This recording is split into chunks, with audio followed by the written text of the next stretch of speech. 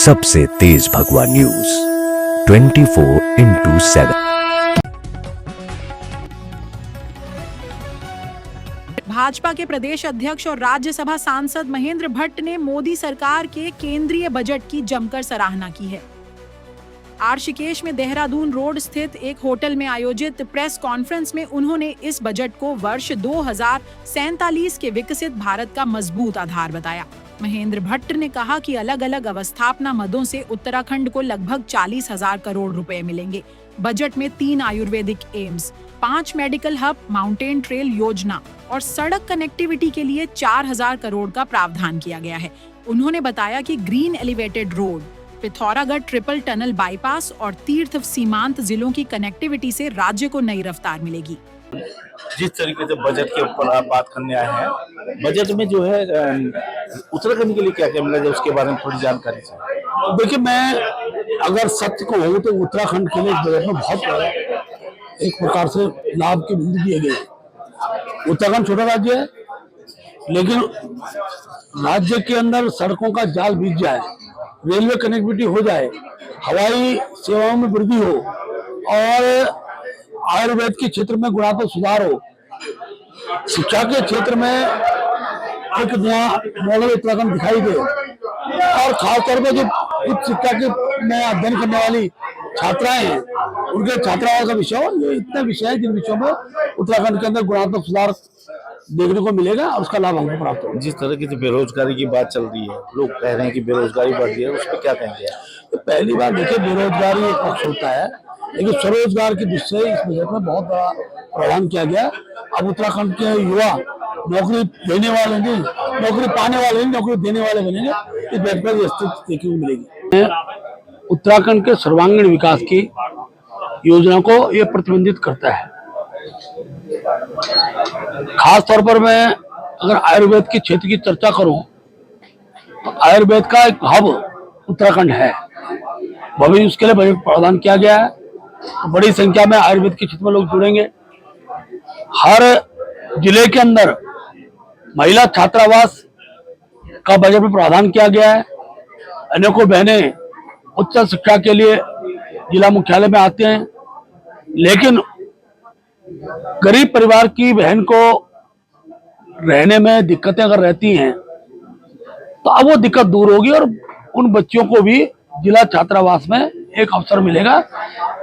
काफी संख्या में बहनें उस छात्रावास पर हैं। इसकी व्यवस्था की भारत सरकार का बजट है, तो वो किस रूप का बनेगा, किस भव्यता का बनेगा, ये हम लोग समझ सकते हैं।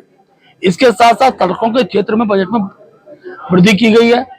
उत्तराखंड के अंदर हम अगर ये कल्पना का आज की तारीख में मैं कह सकता हूं कि हर गांव तक सड़क मार्ग चला जाए, उसको इस बजट से बल मिलेगा। रेलवे कनेक्टिविटी के लिए बजट में प्रावधान किया गया है। हम लोग रेलवे कनेक्टिविटी दृष्टिकोण से भी 82 तक तो जल्दी हो जाएगा, 82 से आगे भी हमारा प्रयास है यथा समय जो उसके लिए निर्धारित तिथि है तब तक रेलवे का कार्य पूर्ण हो जाए। इसी प्रकार के चाहे शिक्षा हो, स्वास्थ्य हो, रेलवे कनेक्टिविटी हो, सड़क आवागमन मार्ग हो, हवाई कनेक्टिविटी हो, इन सब में बजट में बहुत अच्छा प्रावधान किया गया है। लगातार पलायन हो रहा है, किसके लिए कनेक्टिविटी की जा रही है, किसके लिए रेलवे? देखिए, पहली बात तो बता दूं कि पलायन कोई आज की समस्या नहीं है। अब तो पलायन को रोकने के प्रयास चल रहे हैं। जब उत्तराखंड के हर गाँव तक सड़क जाएगी, हर घर में बिजली, हर घर में टेलीफोन कनेक्टिविटी, हर घर में, हर जिले में स्वास्थ्य की सुविधाएं, इसी प्रकार से गैस का चूल्हा घर में, पेयजल की आपूर्ति हर घर में, तो धीरे धीरे लोग अपने घर की ओर वापस आ रहे हैं। और आप देखेंगे कि 2002 से पहले का उत्तराखंड और आज 25 साल बाद के उत्तराखंड में आपको जमीन आसमान का अंतर दिखाई देगा। और मैं कह सकता हूँ धीरे धीरे एक अभियान का पक्ष है, उस अभियान के तहत लोग अपने पलायन को समाप्त करेंगे। ठीक है कि 13 जनपद का राज्य है, जनसंख्या की दृष्टि से जो लोग पलायन कर चुके हैं वो आज हम अपेक्षा करेंगे सब लोग वापस आएंगे, संभव नहीं है। लेकिन बड़ी संख्या में रिवर्स पलायन बढ़ रहा है और बड़ी संख्या में लोग उत्तराखंड की ओर आ रहे हैं। विकास की बात हो रही है, सब चीज की बात हो रही है, लेकिन महिला सुरक्षा के मामले में लगातार विपक्ष और सब लोग उंगली उठा रही है भाजपा पे। क्या देखते हैं, महिला सुरक्षा भी 3 दिन में 3 मर्डर हो गए महिलाओं के देहरादून जिले में। देखिए, असुरक्षा किसी भी सरकार के लिए चिंता का विषय होता है, लेकिन मैं कह सकता हूँ कि मुख्यमंत्री जी ने अपराधियों को तत्काल गिरफ्तारी उनको हुई है। और जब इस प्रकार की घटनाएं होती हैं तो सब पर कार्रवाई भी सरकार द्वारा की जाती है और मुख्यमंत्री कड़ाई के साथ जो पुलिस प्रशासन को चेतावनी भी दी है कि पुलिस का भय का वातावरण ये बना रहना चाहिए। बाहर में जो बाघ भालू का जो है आतंक है, उसके लिए क्या सरकार ने कुछ है ठोस कदम उठाया? अब तो उसके लिए बकायदा वन विभाग द्वारा सब प्रकार गाइडलाइन दे दी है।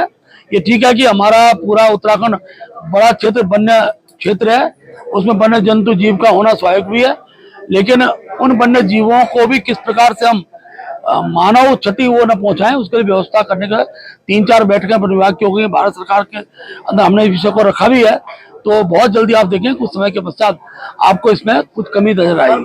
बागवानी के लिए अलग से पैकेज हो गया, बागवानी के लिए प्रस्ताव रखा हुआ है, केंद्र से क्या आश्वासन है? नहीं, देखिए अभी तो बात रखी गई है और उस सदन में कोई विषय जाता है, सरकार उसको गंभीरता से लेती है। आगामी दिनों में उसके परिणाम दिखाई देंगे। चलिए।